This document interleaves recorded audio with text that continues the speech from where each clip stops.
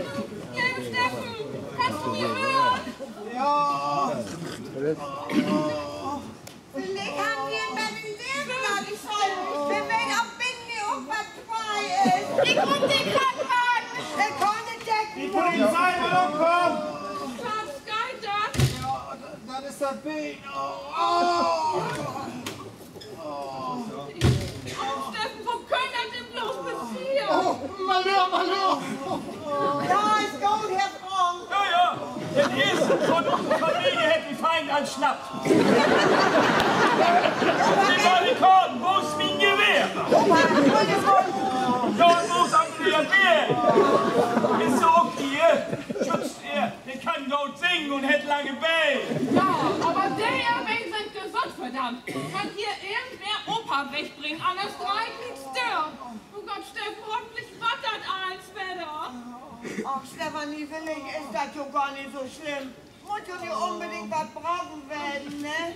Nein, Sie will wirklich nichts mehr erklären. Das ist bloß das Bein. Das hier? Sackerbeck, eine völlig kaputte Bein. Herr Frank, bitte. Führt diese blöde Kuh ihn doch einfach über den Haufen. Wer? Dann hast du denn nicht sehen, wer an der Steuer von einem Auto senden hält? Nee. Katharina Klostermann, das blinde Schaf. Aber ja, der hätte vorhin noch just es verdrehen werden mit über 50 Jahren. Stimmt, das hat mein Heinz die mir auch vertellt. Und ich denke, vielleicht liegt Rosenjungen an. Na, die Scheibe toll, darauf kannst du Gift nehmen. Das ist doch nur erstmal egal. Ja, sicher, ich kenn doch bloß. Wo ist das Luder denn nur überhaupt? Nicht, dass den noch Fahrerflucht begreift. Jawohl, nieder mit dem Feind! Nein,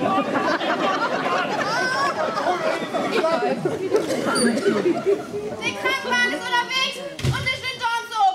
Oh, danke, wie deren. Papa, Mensch, mach doch kein Blödsinn. Katharina Klostermann hat diesen Blödsinn zu verantworten hier. Vielleicht schreibt Papa auch irgendwas auf den Polen-Bottling oder was, Mensch?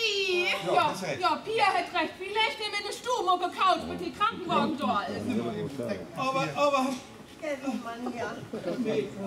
Ja. Ja, wir sind vorsichtig. Oh! Seid ihr über? Oh, los!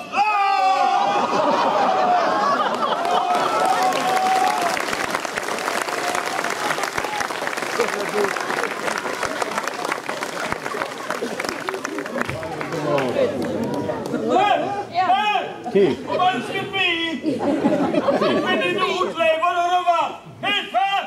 Ich will in den Schutzbunker sofort! Was um dich dir erledigt, Opa?